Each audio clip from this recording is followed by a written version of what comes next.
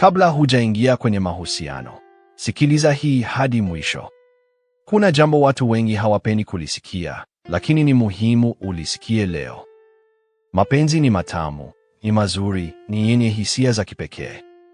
Lakini pia, upande wa pili wa sarafu, mapenzi yanaweza kuwa sumu ya kukuangamiza.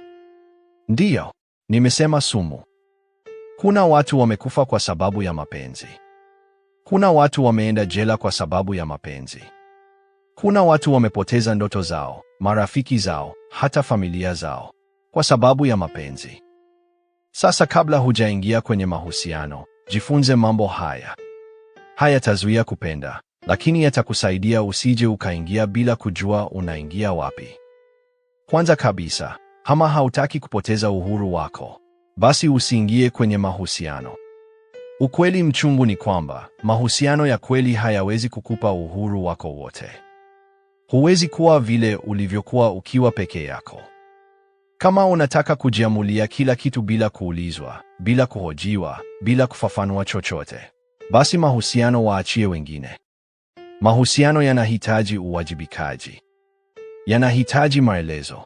Yanahitaji mipaka. Kwenye mahusiano hakuna ule uhuru wa kujiamulia mambo yako kama ulivyokuwa single. Ukipingana na hali hiyo, ukataka kuishi kama vile uko peke yako, mahusiano yatakushinda. Utaachwa tu, hakuna namna. Na niseme wazi kabisa, kwenye mahusiano hata matumizi ya simu yako, ile simu ulionunua kwa pesa zako mwenyewe, unaweza kupangiwa. Usiku simu yako ikionekana inatumika sana, utaulizwa, ulikuwa unaongea na nani? Unaongea na nani usiku huu? Ukionekana online kila siku usiku, utaulizwa, unafanya nini usiku? Unachati na nani kila siku? Na kama ukiona hilo ni kero, basi utaachwa asubuhi na mapema kabla hata jogoo hajawika. Huu ndio ukweli wa mahusiano. Mahusiano yanachosha akili kama hujajiandaa. Hayakupi ule uhuru wa kufanya chochote bila kujali mtu mwingine. Ukiwa single unaweza kuamua leo na lala hapa, kesho pale. Lakini ukiwa kwenye mahusiano, huwezi kuamua kulala popote bila maelezo. Ukifanya hivyo, ni ugomvi. Na sasa niseme kitu kingine muhimu sana. Kuna aina ya mahusiano ya ndio na sawa. Kila kitu ni ndio. Kila kitu ni sawa. Hakuulizwi chochote. Upo huru kufanya chochote. Unaweza kulala popote. Unaweza kukesha online bila kumtafuta mpenzi wako. Na yeye pia yupo online bila kukujali. Ukiona hali hiyo, kaa chini ufikiri vizuri. Kama sio mnapotezeana muda, basi kuna mmoja wenu anapotezewa muda. Wakati uko bize na mambo yako, mpenzi wako hajali. Unaweza ukafikiri umepewa uhuru mkubwa. Unaweza ukafikiri huyu ananiamini sana. Lakini ipo siku utagundua kwamba kama vile ambavyo hajali kuhusu mambo yako, ndivyo pia hajali kuhusu wewe.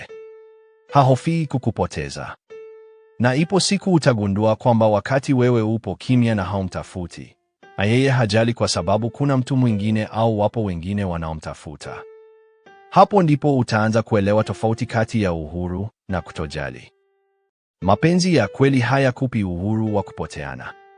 Mapenzi ya kweli yanakulinda.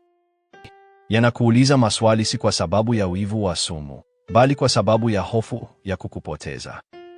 Mapenzi ya kweli yanataka ujulikane uko wapi. Sio kukudhibiti, bali kukusamini. Kwa hiyo kabla hujaingia kwenye mahusiano, jiulize. Je, uko tayari kupunguza uhuru wako kwa ajili ya mtu mwingine? Je, uko tayari kuwajibika? Je, uko tayari kuulizwa na pia kuuliza? Kama jibu ni hapana, jitambue kwanza. Lakini kama utaingia, basi elewa kwamba kulindwa ni sehemu ya mapenzi.